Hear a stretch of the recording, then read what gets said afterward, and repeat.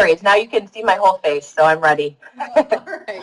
Well, welcome everyone to week 12. I know I keep saying the end is in sight, but really this is kind of the line of demarcation in this class where some things come fast and furious at you guys, and so we're cognizant of that.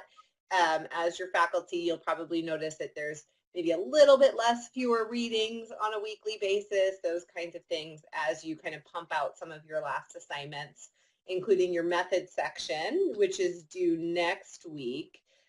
But before I hand the camera over to Dr. Pryor, who will tell you a little bit more about herself, but has been a faculty associate with the DBH program for, I don't know, 5 years maybe now. It's been quite a while, kind of as our lead on CP3, which is that final push to complete your culminating project.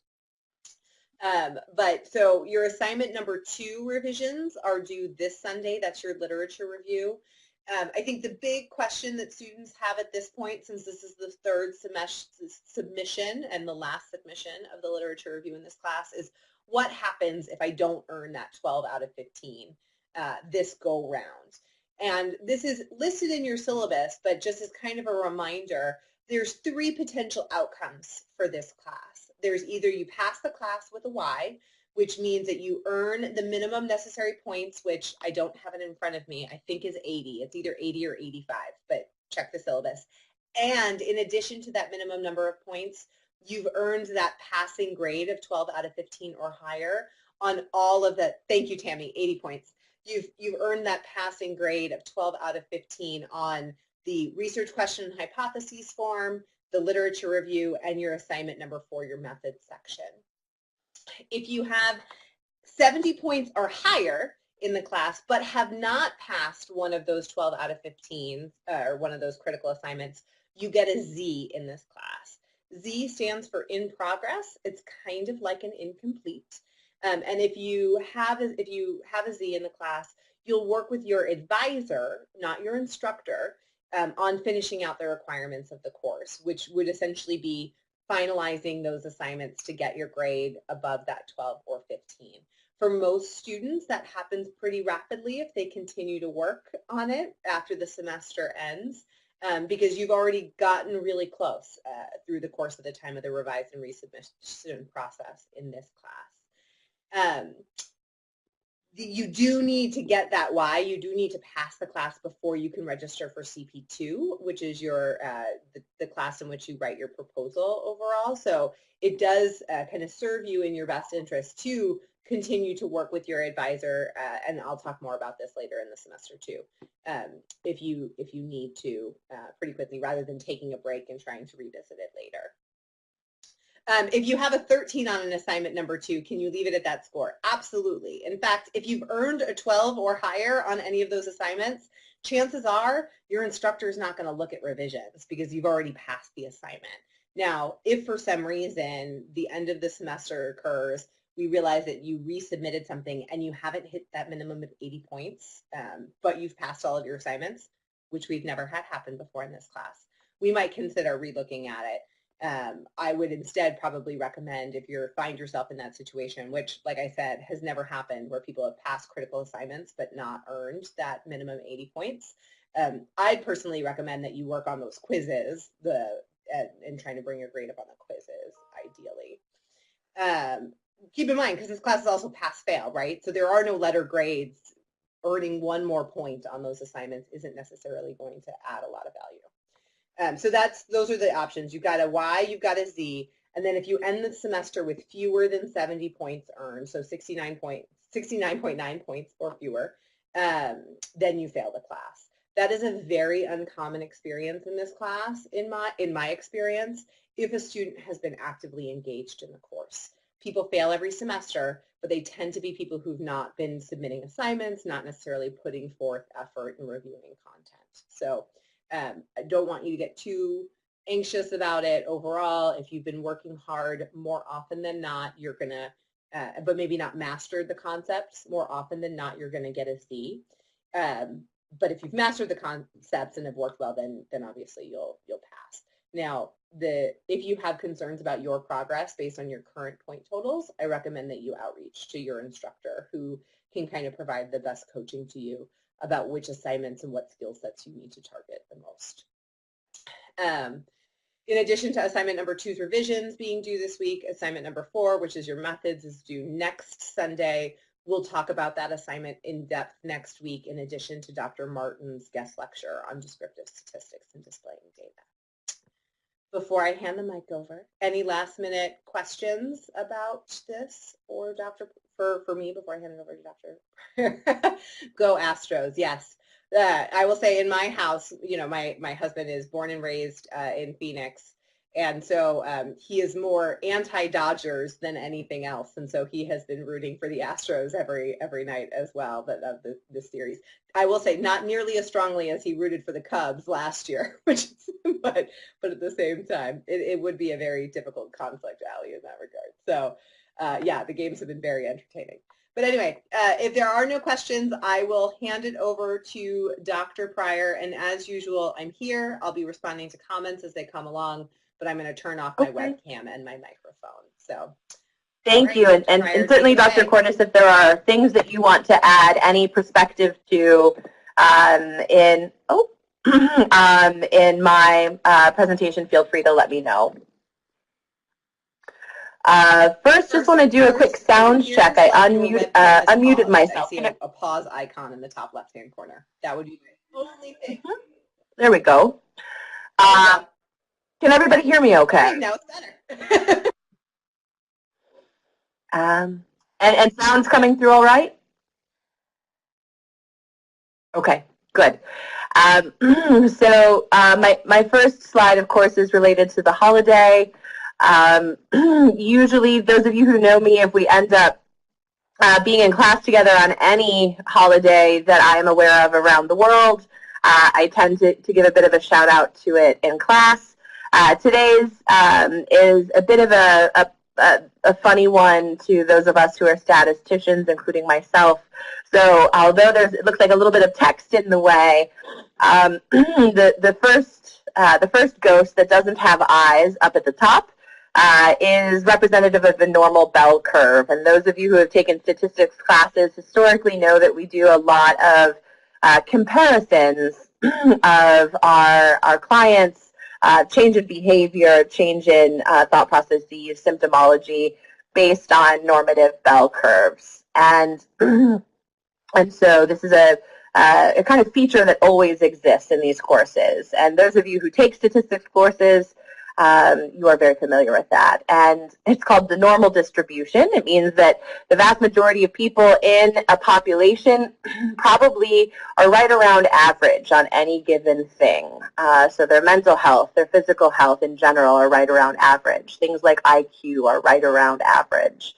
And fewer people, as you can see by the tapered wings on either side of this distribution, that would reference lower frequency, more uncommon scores. Very few people who have very, very, very low IQs, for example, or very, very high. So my pun below is talking about a paranormal distribution as a ghost instead. And as undergraduate once told me probably 7 years ago, if I have to do my joke in statistics class, it's probably not funny. But I continue to persevere and try to explain. So what I hope to do in the next right around 50 minutes that we've got, certainly answer any of your questions in live time, so feel free to type them in just as you did with Dr. Cordes, and I will try to keep track of the chats to make sure that I'm answering them around the moment that you are thinking of them. I'm hoping to really give you 6 tips for what I call a painless CP3 experience. Really reviewing key research terms that I hope you know by the time you get there, and brief coverage of research design, and then the next bullet, the statistical analyses that might come your way in CP3. My job tonight is not to give you all the information that you need to know for CP3 or to ask you to have all the answers to your research design and statistical analyses that you will at that time. Instead, with these 6 tips, I am hoping to give you information around what you really need to know about your own culminating projects so that when you do get to CP3, things work really well for you. And this is, as Dr. Cordes mentioned, a bit of my own perspective and wisdom based on being part of our CP process for the last 5 years. And finally, if we have time, the last couple slides that I have on this PowerPoint are potential research projects that we will then do some identification of these key research terms, research design, and try to determine what statistical analyses would be most appropriate. So I'm giving you a flavor of certainly the decision-making steps that you need to be making in CP2 and CP3 around research design and statistical analyses, but hopefully before that, and really primarily to this presentation, I'm giving you information around what you need to know about your project now, the kinds of questions you need to ask yourself and figure out the answers to now, so that CP2 and CP3 are easier for you. In essence, knowing your own project better than anyone really helps the faculty in CP2 and 3 help support you as best we can because we know what kind of project you're trying to create. So this is a little bit about me, and those of you who I haven't interacted with. Well, all terms, I am teaching CP3, and historically in our program, I've intermittently taught our healthcare statistics class as well. So I'm usually known as like the scary one, or the research one, or the statistics talking one. I also hope I have a reputation as being a pleasant person to work with, but nonetheless, these things precede me. And the reason that I'm here, of course, relate to my expertise that should hopefully be really helpful for the vast majority of you in your CP process. So I've been trained specifically in methodology and research design, and my areas of expertise professionally tend to be in things like quantitative analysis and numeric analysis. Development of and assessment of instruments or screening tools. How do we know that they're good ones? And I tend to drive students batty in CP3 because I ask them these questions too after they've already collected their data. I ask them, why this particular tool? What did you know about it beforehand? And have other people used it? So I ask all sorts of questions to learn whether or not the instruments they selected are strong, robust indicators of what they're hoping. And also tend to do a fair bit of outcome research. I continue to learn a lot about the really contemporary science in our field with healthcare management as well as behavioral health outcome studies for clients. And think often in CP3 about how to help you then present your projects in a way that can really reach the broader audience that's really interested in what you have to say. So I brought this up last year when Dr. Cordes invited me to come to class. I tend to use a lot of metaphor in teaching. You can analyze me later about what that means about me. But the question posed here is, do you ever feel like this with your CP? And many of you may recognize this scene or this character. This is Disney's version of Alice in Wonderland, right after she has landed in this unknown world and territory. And there are all sorts of directive signs about where she should go. And as you can see, a lot of these signs are conflicting. Go that way, go this way, go up, go down. And often when students I interact with in the CP process talk about their experience, they really resonate with something similar to this. I get feedback from all different directions, Dr. Pryor, about what I need to do and how I need to do it, and do I turn right, do I turn left, what is the right way? And so it's really easy to get disoriented in the CP process, and I'm bringing this up to just normalize that. So you may be thinking that this is something about you or who you are, and often this is part of the research development project process. how do you ask a question that ideally no one else has asked, or asked with the population you're interested in? And how do you do it in a way that has really strong research design and that can be generalizable to the science and practice that the rest of us engage in? And my second metaphor from Alice in Wonderland is one of my favorite quotes, if not my favorite, from Lewis Carroll. It's when Alice is, in the middle of the woods. She's totally lost. She's already seen all these signs that point her in multiple directions. And then she sees this cat, and she thinks, excellent, there's somebody that, that can help me understand where to go. And so she asks him, would you tell me, please, which way I ought to go from here? And the cat responds, those of you who know this novel or this movie well, he is quite sly, and he says that depends a good deal on where you want to get to. And she responds, I don't much care where. And then he says that it doesn't matter where you go. And I use this often as really a word of caution around the CP process.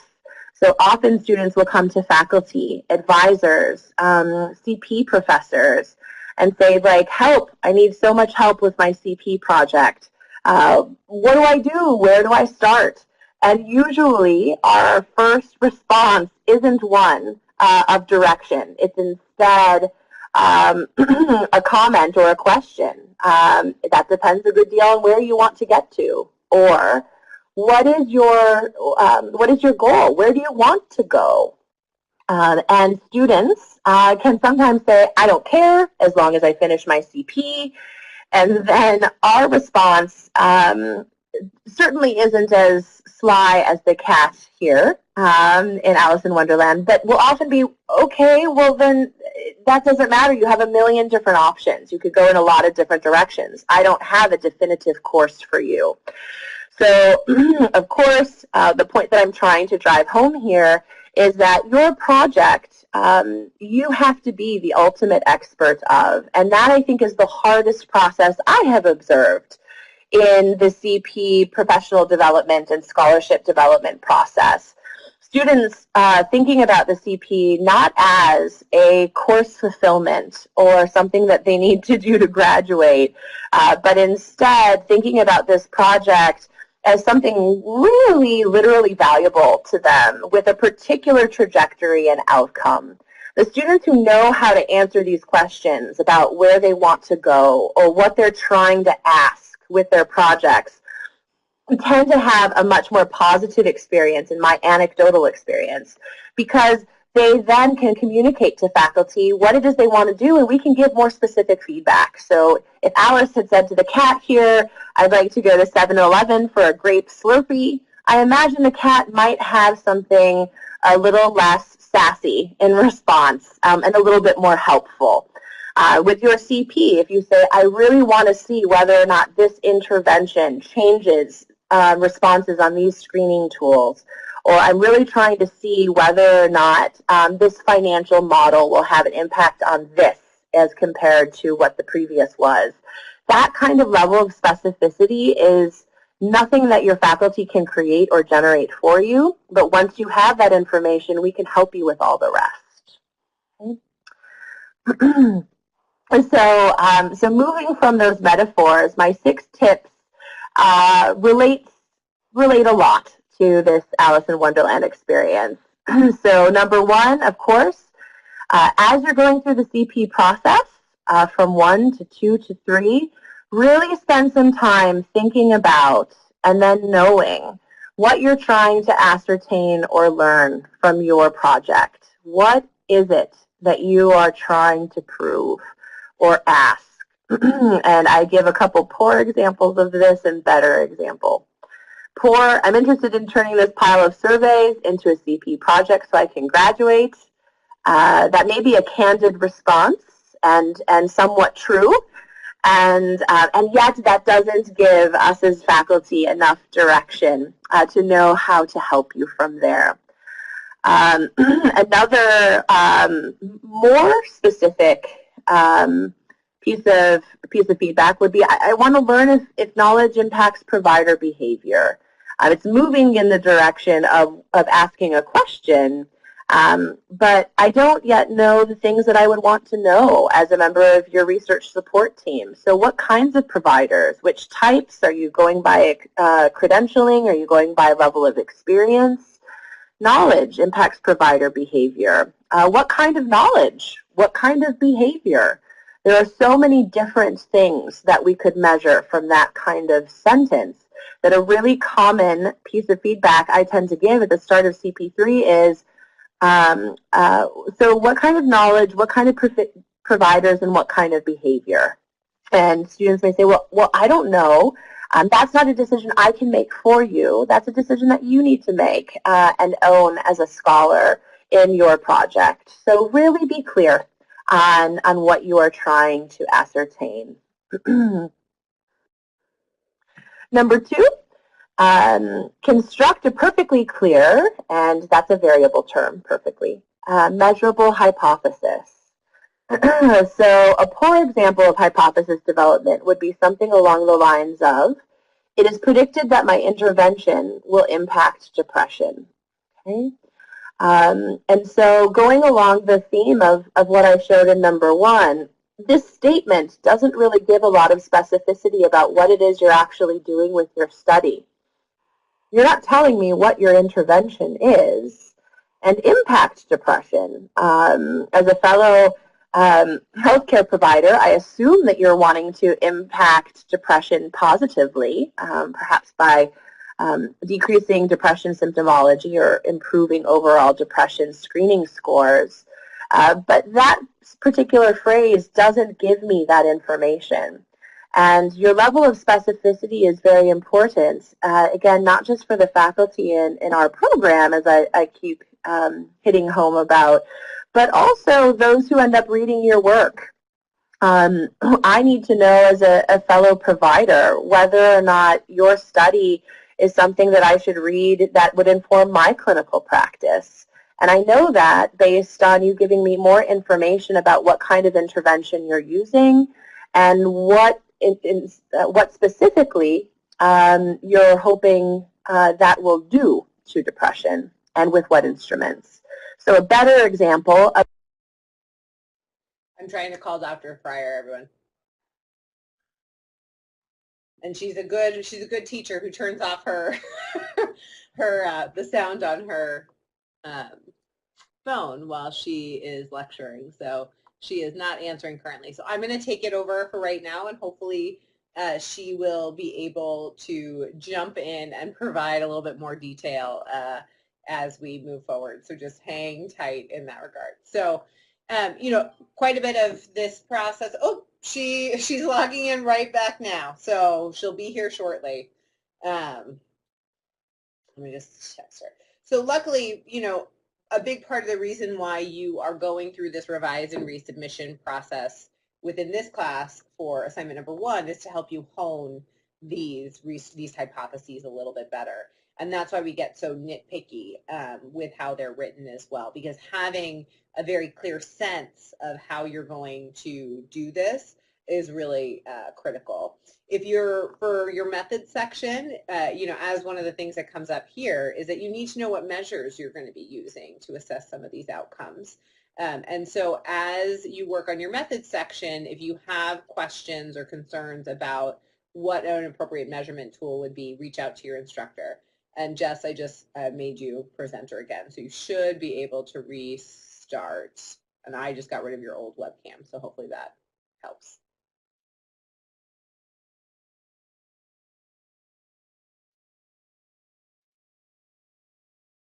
You want to turn, we don't hear you yet, so just a heads up.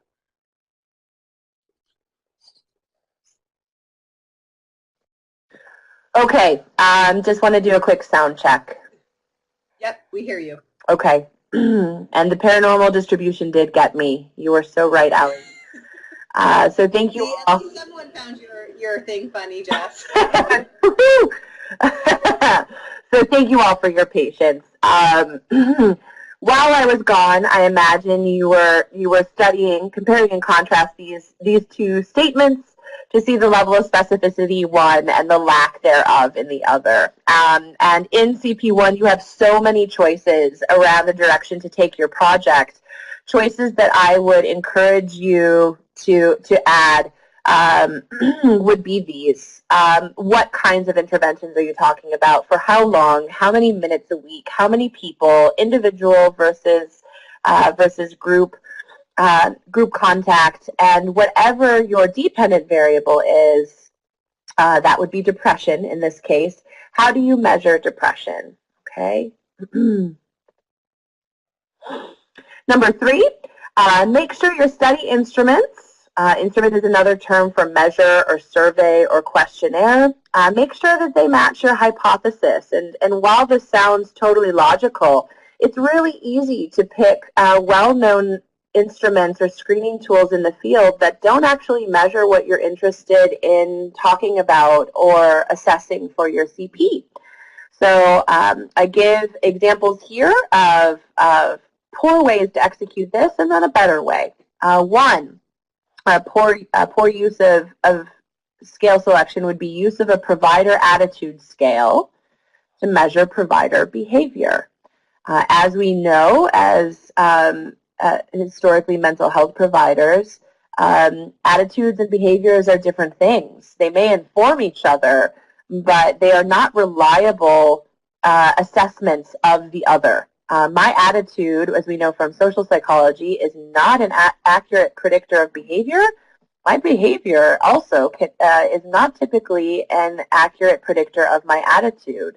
So making sure, no matter what it is I'm measuring, that I'm using a scale that measures that thing. So that's on the construct level. Attitude is a different construct than behavior. The second example here that I have that's also not so good is honing in on the right construct itself, mental health, but choosing the wrong kind of instrument. So in option 2 here, I may be very interested in depression, but the instrument that I use might be a general mental health scale, for example, the Duke, instead of something like the PHQ-9. And so really thinking about, again, what it is that I'm trying to measure and what scales are the best measure of that thing. And Robelyn questions, what scale would that be in terms of provider attitude or provider behavior? It really depends on what you're wanting to measure, my usual answer, right? So provider attitudes about what? Provider behaviors on what? There are a multitude of instruments in this general domain. Your job is to make sure that you are choosing a measure that accurately encompasses what you're interested in studying. So a better example of scale selection would be using a scale that, one, measures your specific constructs of interest. If I'm interested in provider knowledge, I don't want a scale that measures provider behavior. If I'm interested in client diabetes management, I don't want a scale that instead only measures perhaps diabetes anxiety or diabetes-related depression, right? So really focusing on measures that match my specific construct of interest. And then measures that have been used to do this in previous research. So through your lit reviews, which I know that you work on extensively in CP1, you are reading all of the most contemporary research in the field on these particular areas of interest for you, be it management or clinical work. And there will be models all over these peer-reviewed journal articles, texts, etc., of what the most contemporary instruments are and their strengths and weaknesses.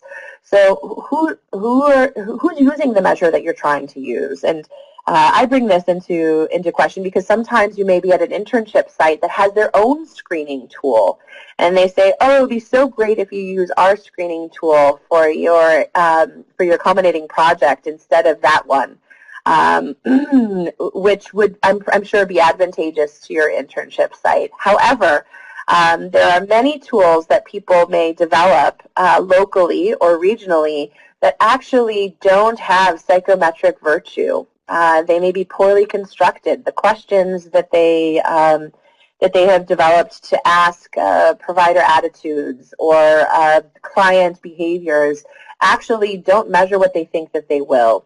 And this is a known in research methods and instrumentation across healthcare. Making sure that your test tests what you say it does.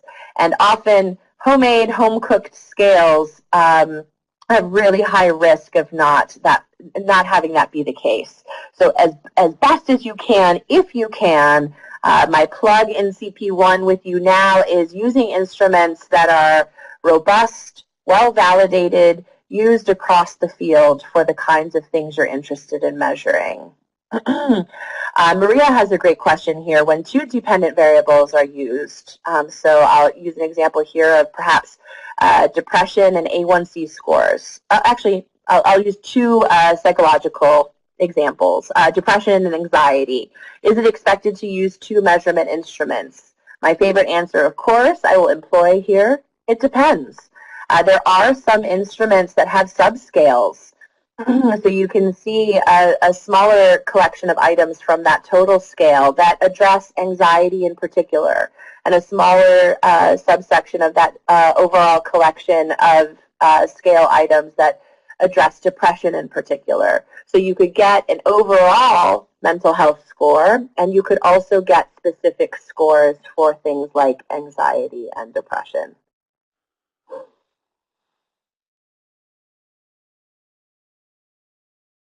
Mm-hmm. And so that's a really great point, Dr. Cordes. There are some measures that are general mental health assessment scales. So they may have anxiety items in them, depression items in them, perhaps psychotic experience items in them, psychosomatic items, but they're not designed to measure those things separately. So really, at the bottom of each of these slides, I've got my advice for how you master this particular tip. And I say here, look at actual surveys, not just the titles, when selecting them. So really see what it is they were designed to do, how people tend to use them to answer their research questions, how they're scored. So you could see a screening tool that has going back to this current example, anxiety and depression symptomology items, but the instructions for the screening tool don't include subscales for each of those separate diagnostics. That would be an example of a tool, Maria, that wouldn't be appropriate to measure both of those things simultaneously. Dr. Cordes, I wonder if you want to add anything here, because I think your point is a good one. And if not, of course, I can carry on. I think you covered it well. I think the main thing here is, as Dr. Pryor said, it depends. So if your two dependent variables, which we require everyone to have, are things like diabetes control and depression, then yes, we absolutely require that you would have two different measures. A1C and the PHQ-9 might be perhaps the most commonly seen ones for primary care. But it's really contingent on your particular question and your particular variables. Mm-hmm. So sleep and anxiety, I'm not familiar with any measure that addresses both of those concurrently. Mm-hmm. And so I would assume, yes, you would need to have two different outcome variables. If you're looking at insomnia as an example, the Insomnia Severity Index is a commonly used one in primary care. And the GAD-7, the GAD-7, is probably the most commonly used in primary care related to anxiety. Mm-hmm. You can, of course, as always, outreach to your instructor for recommendations as well, and know that prior to this year, I've been our primary instructor in the assessment course, so I'm also more than happy to talk through some options with you. But unless you find something that has a separate sleep scale and a separate anxiety scale that can be looked at in a validated way, then chances are you're going to need two different measures. Mm-hmm. Thank you for those really practical applications of this point, Dr. Cordes. Tip four. Tip four gets a little bit into your statistical methodology, research methods knowledge. And many of us, perhaps in master's programs, undergraduate programs, had some sort of research methods or statistics courses, but it may have been a long time since we have. Or we were traumatized and have compartmentalized all of that material somewhere deep in our psyche. So the information on this slide may be a little less familiar to some of us than the previous.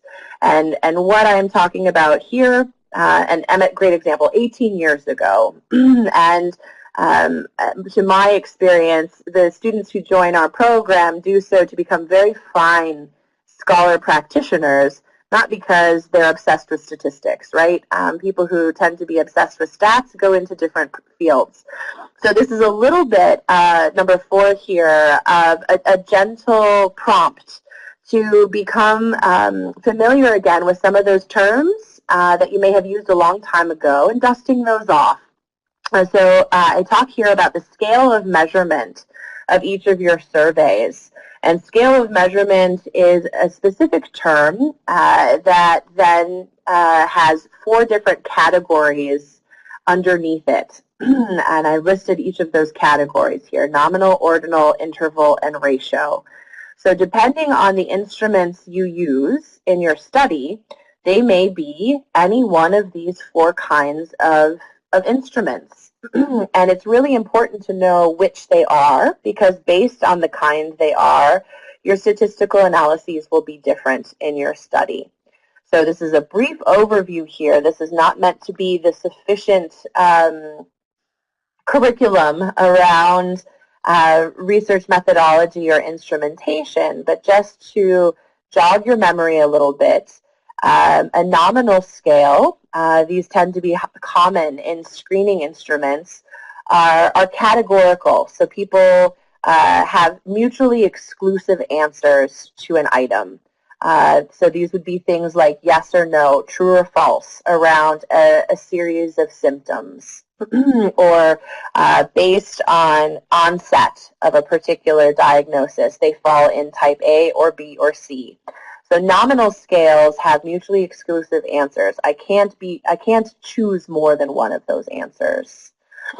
Ordinal scales are a little bit more complex in that the answers to ordinal survey items tend to be related to each other in ranking versus high, moderate, low, small, medium, large, first, second, third.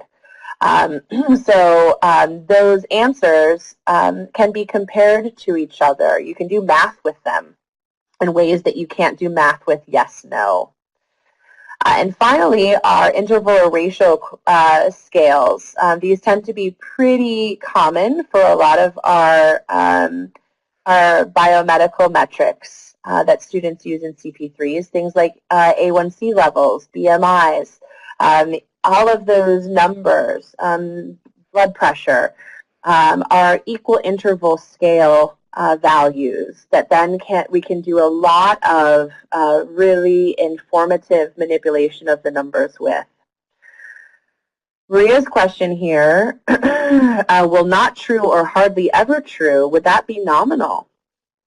And the answer to that, anybody want to take a shot at it? So if you had a scale that said maybe 1 to 4, if I answered 1, that means not true. A 2 would be hardly ever.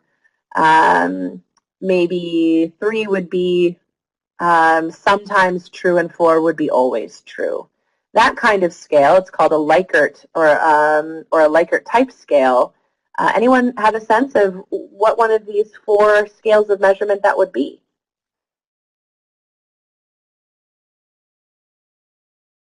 There's no harm in guessing, especially on Halloween. But since I see no typing, I will give the answer.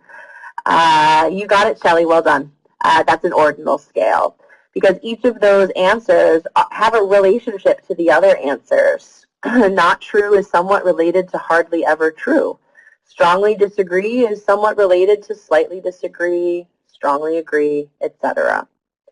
So knowing your scale of measurement, these terms, really can help you then make very specific decisions in CPs 2 and 3 around what statistical analyses you run in CP3. And I'm spending a fair bit of time on this particular slide today because one thing that students get a ton of anxiety around is like, oh my gosh, what statistical analyses do I do? I know nothing about statistics. You know, I've never been a math person, et cetera, et cetera. I'm freaking out here. Why is this class even in our program? And that can snowball, right? So I'm saying this here because these simple pieces of information help you and help your faculty know how to direct you to the appropriate statistical analyses later. Tip number 5 is just a caution to not forget to collect key demographic information for your study. And these tend to be descriptors of your sample. Here I use descriptors of a clinical sample, and I'll move quickly in a moment to common descriptors for a management type sample. So one of the key components to me as your colleague, knowing whether or not the results of your study can be generalized to my work or my institution, whether or not I should change my clinical policies or screening processes based on what you found, is knowing whether or not your sample is somewhat similar to the people that I work with. And so the basic the basic sample demographics given study after study, and I know you've probably seen these in your lit reviews, are sex, age. Oh no, I think we've lost her again.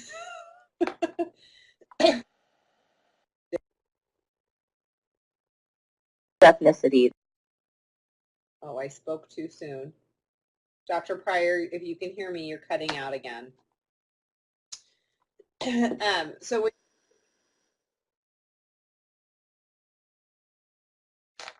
I'm going to just shoot her another text.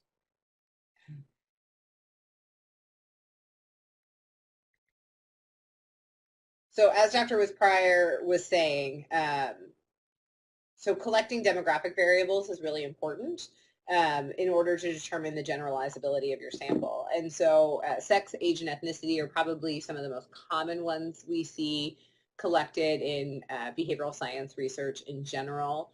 For our purposes and for the CP in general, if you're looking at a patient population, you want to know things like what kind of their chronic diseases, what their medical history is, if they have a history of mental health or physical health concerns.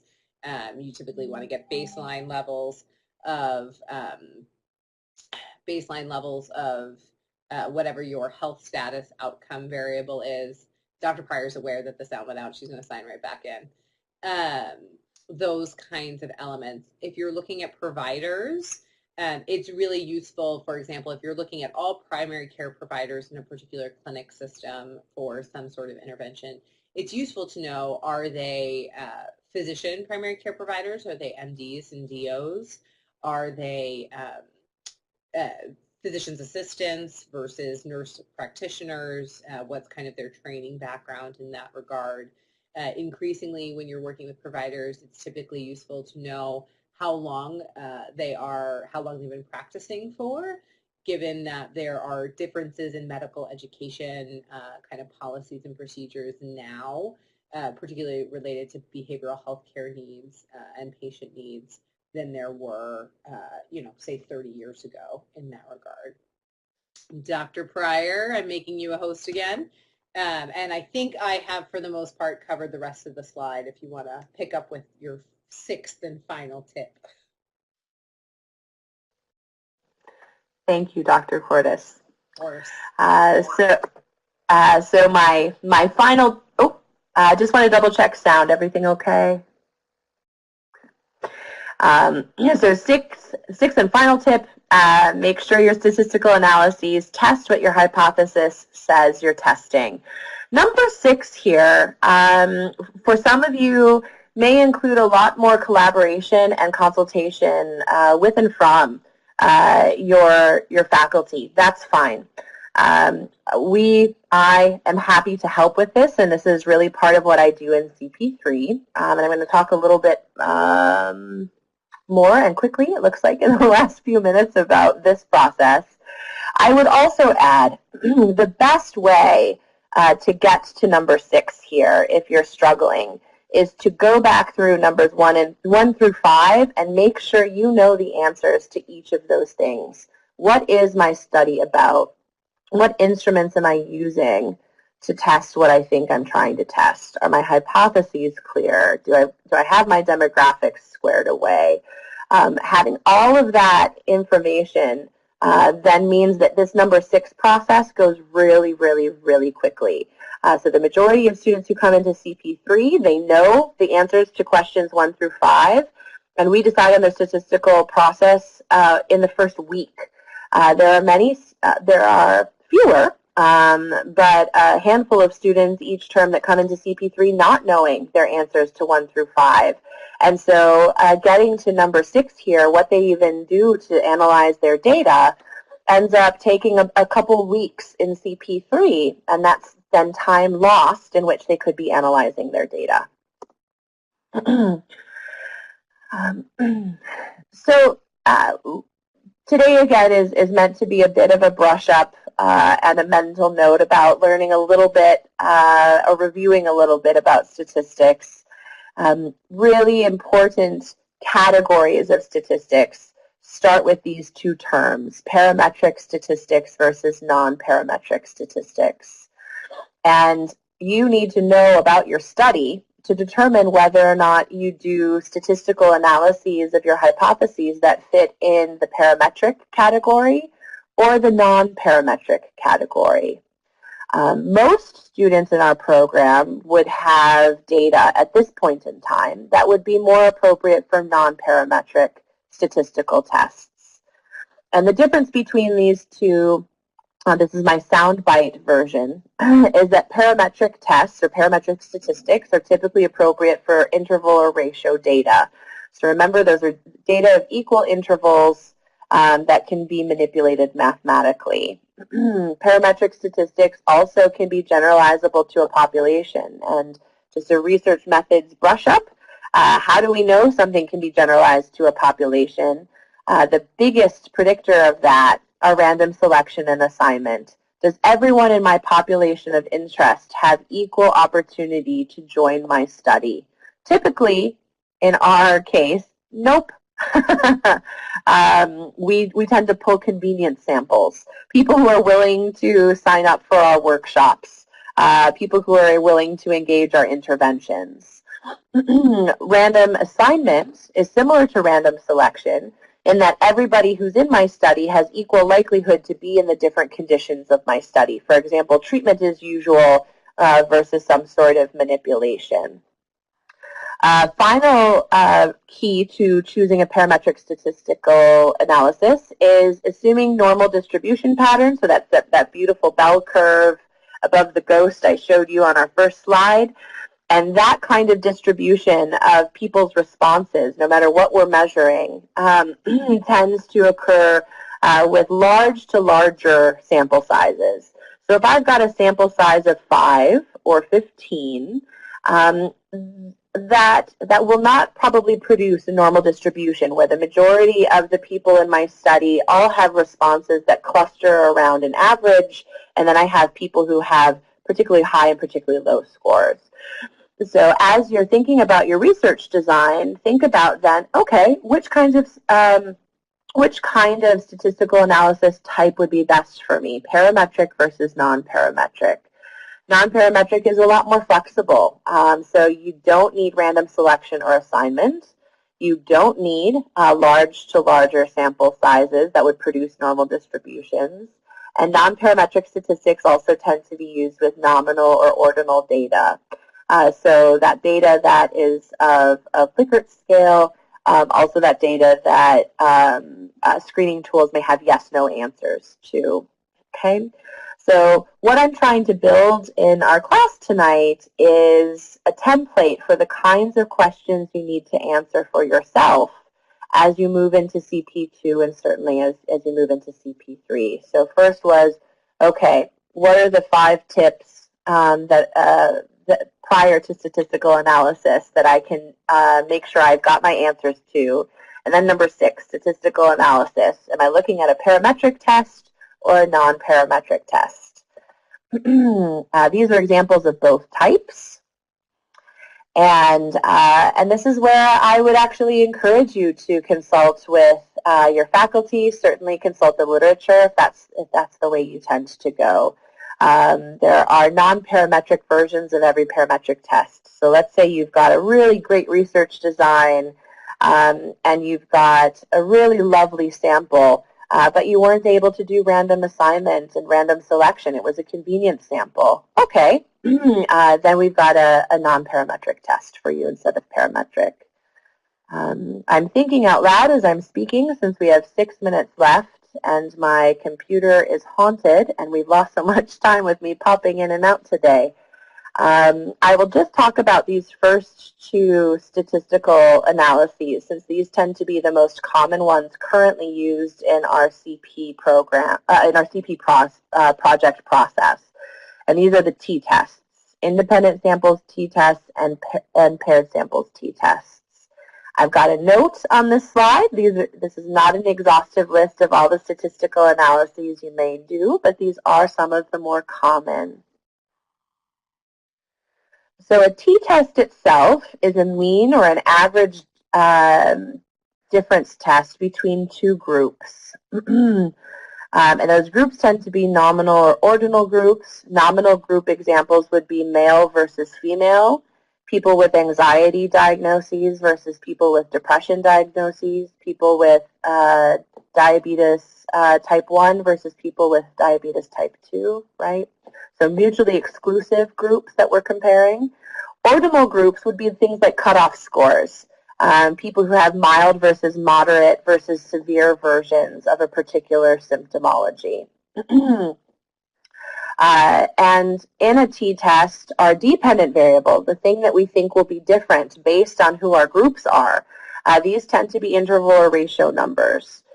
So if people, if I had an ordinal group of people who had mild versus moderate versus severe diabetes related to stress, what would my prediction be for what the A1C levels would be across each of those different groups, right?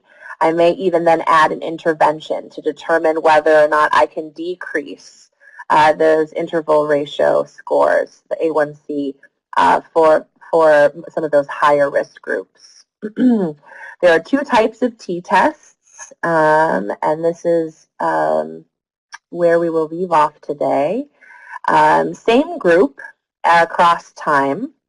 So I may be looking at an intervention with providers or with patients, and I'm determining whether or not on a particular outcome variable or screening tool, their scores are changing over time, usually based on a change in policy or training or an intervention with clients. This is called a paired samples or matched pairs t-test. So I'm watching the same people over time. And if I do that more than 2 times, then I would choose a different statistical analysis to be able to then compare people across more than just 2 time points. I could compare them across 3 or 5 up to infinity. And the second type of t-test is comparing mutually exclusive groups. These would normally be our nominal or ordinal groups here at 1 time point. Prevalence rate studies tend to do this. Also, studies based on integrative health knowledge across provider type tend to do this. So I may want to take a look at what physician's assistants compared to social workers know about integrative health, what their beliefs or attitudes are around referring to behavioral health providers. This is called an independent samples t-test. So the vast majority of us, probably 80% of you who are watching this, will probably be doing one or the other of these kinds of statistical analyses when you get to CP3. But to even get to this point of deciding which statistical tests to use, and I know I've got other slides here that we don't have time for tonight, your job is to really understand who are my groups? What are my independent variables? What scales of measurement am I using? Nominal, ordinal, interval, or ratio? Being able to answer those questions then helps your faculty facilitate you moving in the direction of appropriate statistical test selection. Emmett's question, will we need SPSS? The way that I'm currently answering that question in CP3 is that if you happen to be a management track student and you're looking at financials as your exclusive hypotheses, Excel is okay. Because you can do a lot of finance-related formulas in Excel that you could also do in SPSS, but they're a bit easier in Excel. The vast majority of students are not doing financial comparative only CPs, and so for the rest of us, I strongly encourage SPSS because it will generate the kind of statistics that you actually need to report in an APA-style peer-reviewed document to your colleagues. So I had all sorts of other exciting things that I wanted to share today. Don't worry about those. We will get to them in CP3. The real crux of what I wanted to say today was that first part, really being clear in CP1 about what you're measuring and how, what kinds of questions you're asking, etc. And now that we have 0 time left, I am willing to answer any questions that you might have about my part in supporting you in the CP process, but I will defer to Dr. Cordes with how you tend to wrap up class. Yes, so my children have entered the room when they got home from school early, so they wanted to wave hi. Ethan, did you want to wave hi? Ah! Hi, and Ethan's right here, and Ethan wants to wave hi too, but you won't see him with his hat on. Ethan wanted to say hi. Okay, now can you go out to Daddy? No. No, okay. So class, I'm cognizant of the time. Keep in mind, Dr. Pryor may not have gotten to everything, but I apologize for this. They're not normally home when I do my webinars from here. Okay, Ethan. The slides are in the course shell, and so you'll be able to access the slides. Okay, Ethan, you need to be quiet, honey. Sorry, guys. So you'll be able to access the slides from the course shell. Also, the next few weeks are really spent individually diving into the different elements that Dr. Pryor was going to talk about tonight. We're going to have an entire week on testing differences between means. We're going to have an entire week on correlation, in addition to stuff related to displaying descriptive statistics and displaying data. Again, I apologize for my little craziness for the last few minutes. Like I said, they're not normally here when I'm doing my webinar, and they're at an age to hide from them sufficiently. So, right. wave bye to Mommy's class. Bye-bye. Bye-bye. Okay. I'll see everyone next week. Have a happy Halloween. Stay safe. And for all of those of you in New York or with loved ones in New York, I'm thinking about you and hope everyone's okay. Take care, everyone.